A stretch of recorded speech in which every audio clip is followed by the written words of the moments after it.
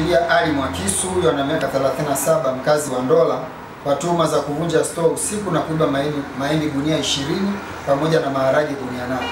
Tukio lilitokea tarehe 28 mwezi wa 12 mwaka huu majira ya saa 9:30 alasiri huko katika kijiji cha Ndola, kata ya Nsalala, tarafa ya Usongo, wilaya ya Mbeya vijijini, ndani ya mkoa wa Mbeya.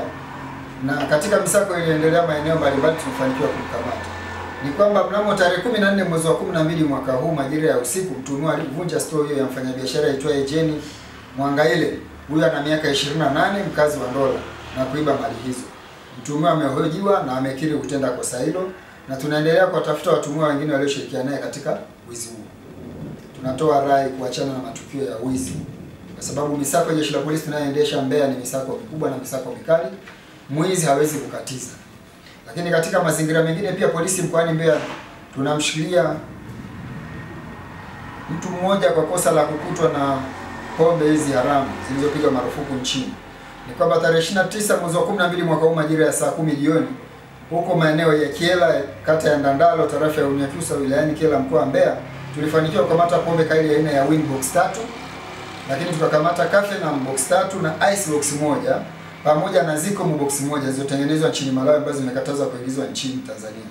Tunaendelea na msako wa kutafuta watuhumiwa ambaye alikimbia baada ya kuwaona askari na kutelekeza pombe hizo.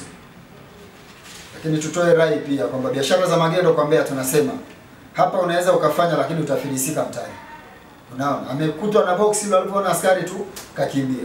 Sasa hizo pombe hakuchukua bure, amenunua. Ni obvious mtaji hapo umekatika. Kwa sababu hatapewa mtaji. Lakini tukimkamata pia ataishia gerezani. Lakini katika hatua nyingine pia, jeshi la polisi Mbeya tunaendelea kuhakikisha kwamba amani na utulivu unashamiri, na hii migogoro inaendelea kwenye makanisa mbalimbali katika mkoa wetu. Sisi tumesema hapa sio mahali pake. Tutaendelea kupambana nayo mchana na usiku.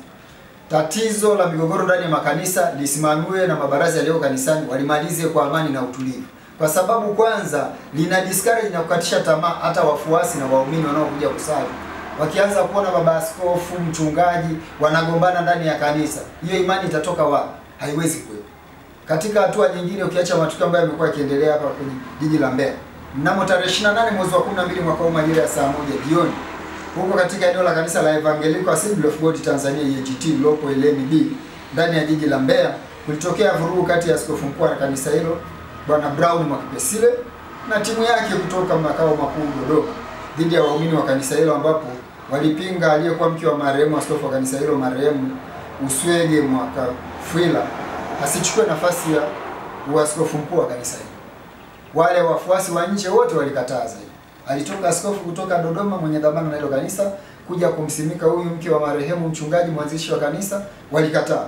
Zikapigwa taarifa simu polisi kwamba jamani, kwenye kanisa fulani askofu amefungiwa, wananchi wanarusha mawe, wanataka kumuumiza na kumjeruhi. Sasa kilichofanyika ni kwamba polisi walikwenda wakatawanya wale watu waliokuwa nje, wakamtoa yule askofu kule kwa amani, akawa ametoka. Ni kwamba mchungaji huyu Uswege Mwakafwila ambaye ndiye mwanzilishi wa kanisa hilo, kwa sasa ni marehemu, alifariki tarehe 30 Januari mwaka huu. Maaskofu wa jimbo waliamua kumteua mchungaji Francis Joseph Mpole kuwa mchungaji wa kanisa hilo. Lakini mke wa marehemu huyu Uswege Mwakafwila ambaye anajulikana kwa jina la Suma Mwakafwila alipinga uteuzi huo kwa madai kuwa kushirikishwa kwenye uteuzi.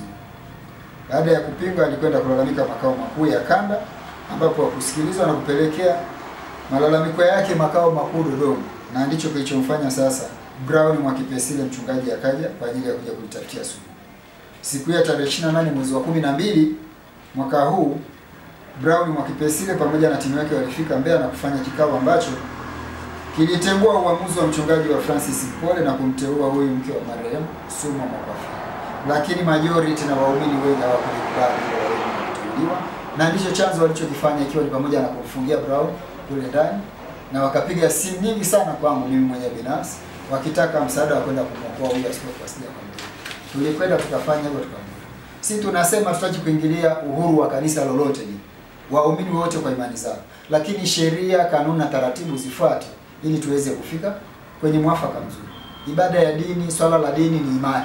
Sasa imani ya mtu huwezi kuiendesha kwa kulazimisha, huwezi kuiendesha kwa fujo. Lakini pia nitoe angalizo.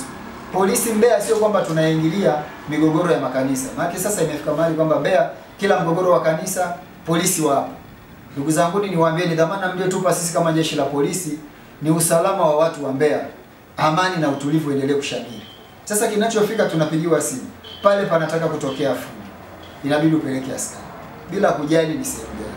Lakini pale wamepigana, wameshamfungia mchungaji ndani, inabidi upeleke askari kwenda kutoa amani. Naombeni mtuangalie hilo, msije mkawa na mawazo mengine kwamba jeshi la polisi labda tuna chuki na makanisa, kwamba labda hatupendi makanisa.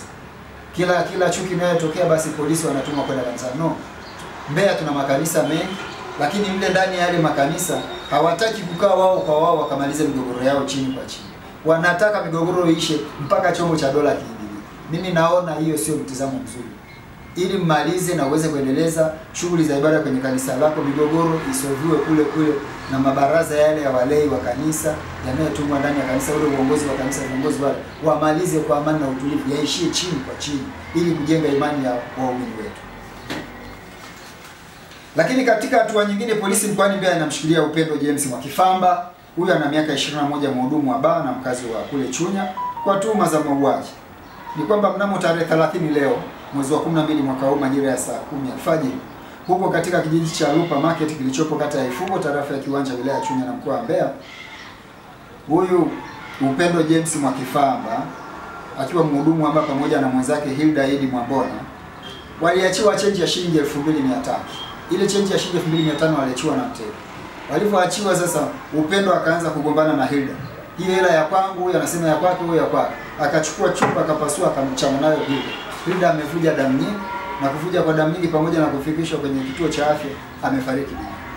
Haya ni mauaji yanayokuja ya kutokukusudia, lakini tayari umeshatenda mauaji, umeshatoa roho ya mtu. Chanzo cha mauaji haya ni shilingi 2500. Ndugu zangu, mnaweza kaona hii mihemko tunayokwenda nayo haitufikishi popote na haitusaidii. Shilingi 2500 zinakufanya usotee gerezani zaidi ya miaka 3-4. Hela ambayo ungeweza ukapata ndani ya siku 2-3. Ukakaa na mwenzio mkakubaliana. Hii hela mwenye uhalali wake ni yupi kati ya huyu na yule? Na sisi tunasema kama serikali hataweza kuvumilia, wale wote wanaofanya kumtoa mwenzake uhai, tutakukamata, tutakufikisha kituo cha polisi, tutakufikisha mahakamani, tutatendewa kwa mujibu wa sheria.